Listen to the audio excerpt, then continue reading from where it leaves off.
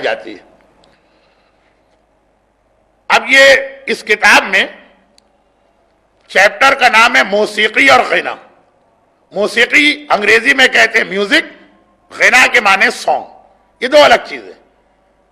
Music ہوتی ہے کہ جس کے اندر خالی انسٹرومنٹ بجائے جاتے ہیں، harmonium, piano, violin, trumpet, drum, اور سانگ کہتے ہیں جو گلے کی آواز ہو۔ اور اگر دونوں کو ملا دیا جائے، پاکستانی گانے جو ہوتے ہیں اس میں گلے کی آواز بھی ہوتی ہے اور وائلن بھی ہوتا ہے، تو یہ دو گنا ہوتے ہیں۔ وہ جو گانوں کا کیسٹ اگر ہم خدا نہ خواستہ سنیں وہ دو گنا ہو رہے ہیں۔ میوزک کہتے ہیں جس میں خالی انسٹرومنٹ کی آواز آ رہی ہے، آدمی کی آواز نہ ہو، وہ الگ ایک گناہ۔ اور گانا کہتے ہیں جس میں خالی آدمی کی آواز ہو، مرد یا عورت، وہ الگ ایک گناہ۔ اور دونوں کو ملا کے کیسٹ بنائے جائے وہ ڈبل گناہ۔ اب ایک سوال، جب کتاب میرے ہاتھ میں ہے، اس کا پیج 28، کتاب کے دو حصے ہیں، عبادات اور معاملات۔ حصہ دوم معاملات کا پیج 28۔ اب یہ دو تین سوال میں ایسے پڑھ رہا ہوں جس کا کوئی تعلق آج کے سوالات سے نہیں، لیکن جب بہت زیادہ میوزک اور گانے بجانے کے خلاف مجلس پڑھی جاتی ہے تو ویسے ہی لوگ یہ سوال کرتے ہیں۔ پوچھا گیا ہے کہ کیا کلاسیکل میوزک جائز ہے؟ سوال نمبر 41، صفحہ نمبر 28۔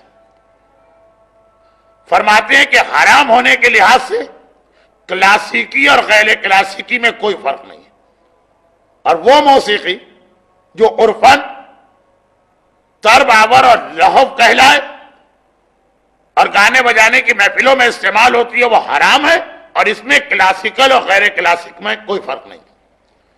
سوال 41 یہ تھا، 41۔ اب آئیے 42۔ ایسی کیسٹوں کے سننے کا حکم کیا ہے جنہیں سازمان تبلیغات اسلامی،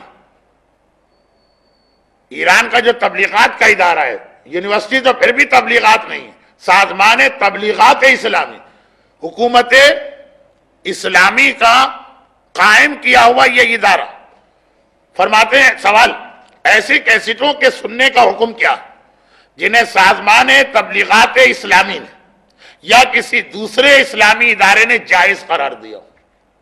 ایک کیسٹ نکلا، سازمان تبلیغات اسلامی نے سنا، کہا کہ بالکل جائز ہے، اس میں کوئی حرام چیز نہیں۔ جواب دیتے ہیں کیسٹ کے سننے کا جواز مکلف کی اپنی تشخیص پر ہے، کوئی سازمان وازمان نہیں، خود جو سننے والا ہے اس کی تشخیص پر۔ اگر مکلف یعنی سمجھیے کہ ایک مومن کے نزدیک کیسٹ کے اندر نہ تو غنا ہے اور نہ ہی حرام میوزک، تو اس میں کوئی حرج نہیں ہے۔ اب دیکھیے اصل سوال، اصل جواب، سازمان تبلیغات اسلامی یا کسی اور اسلامی ادارے کی طرف سے جائز قرار دینا کوئی شرعی دلیل نہیں ہے۔ دیکھیے کتنا صاف جواب ہے کہ سازمان تبلیغات اسلامی یہ کوئی شرعی دلیل نہیں۔ اگر آپ کے خیال میں اس کے اندر میوزک ہے تو آپ کے لیے حرام ہے، چاہے وہ اس کو جائز قرار دے۔ آپ کے اعتبار سے اس کے اندر کوئی حرام میوزک نہیں ہے تو آپ کے لیے حلال ہے، چاہے سازمان تبلیغات اس کو حرام قرار دے۔ اب میں یہ سارے سوال تو نہیں پڑھ رہا ہوں، لیکن ایک ریکویسٹ یہ کر رہا ہوں کہ یہ گانے آج کل اتنا زیادہ پھیل گیا ہے کہ اس کے جو سوال اس کتاب آیت اللہ خامنائی کی کتاب میں ہیں، 40 سوال ہیں، وہ پڑھ ڈالیے۔ یعنی جس کا تعلق میری مجلس سے ہو کہ نہ ہو، آپ کو اس کی ضرورت ہو کہ نہ ہو، آج کل میوزک اتنی کامن ہو گئی اور گانا بجانا اتنا زیادہ عام ہو گیا کہ یہ سارے 40 سوال پڑھ لینا آپ کے لیے مناسب ہے۔ اب اس کے اندر میرے سامنے بعض بڑے اچھے عمدہ اور کام آنے والے مسئلے، اب میں پڑھ نہیں پاتا 40 سوال، اگر میں پڑھنے جاؤں گا تو 4 تقریریں کم، اب سرسری طور پہ ایک آدھ سوال اور پڑھ لوں۔ سوال نمبر 50،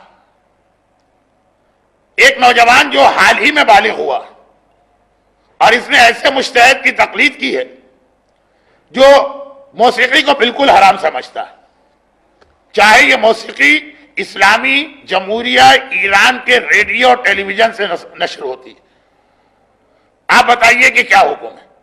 اس کا مجتہد کہتا ہے ہر موسیقی حرام ہے، چاہے وہ اسلامی جمہوریہ کے ٹیلی ویژن سے ہو۔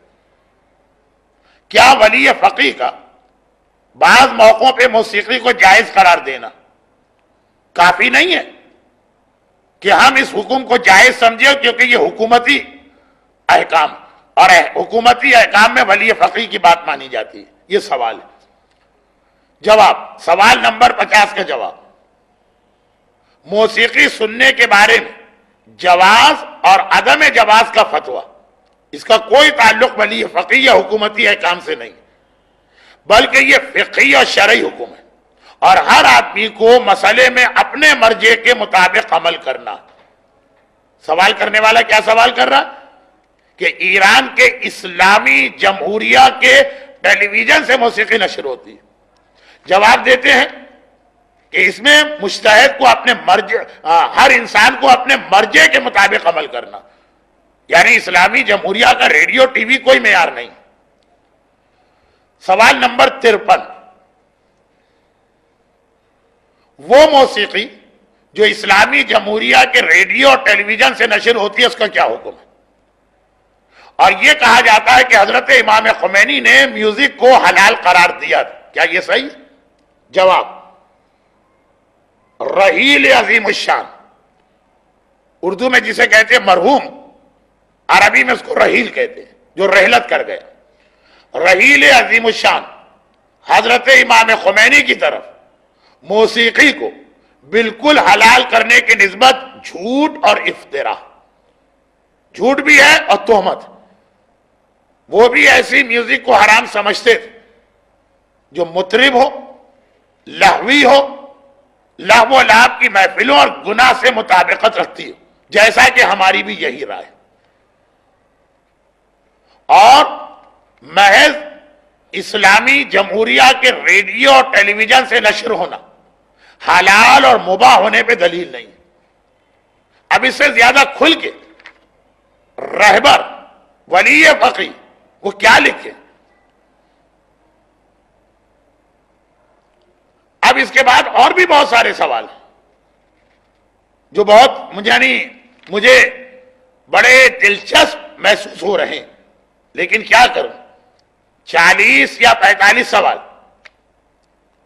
اور ان کو ایسی تقریر میں کہ جس کے اندر اتنے سارے دوسرے لوگوں کے سوال آ چکے ہیں۔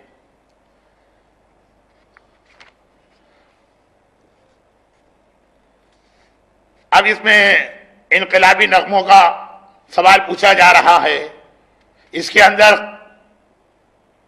قرآن کی تلاوت کے ساتھ ہارمونیم پیانو کا حکم دیا جا رہا ہے،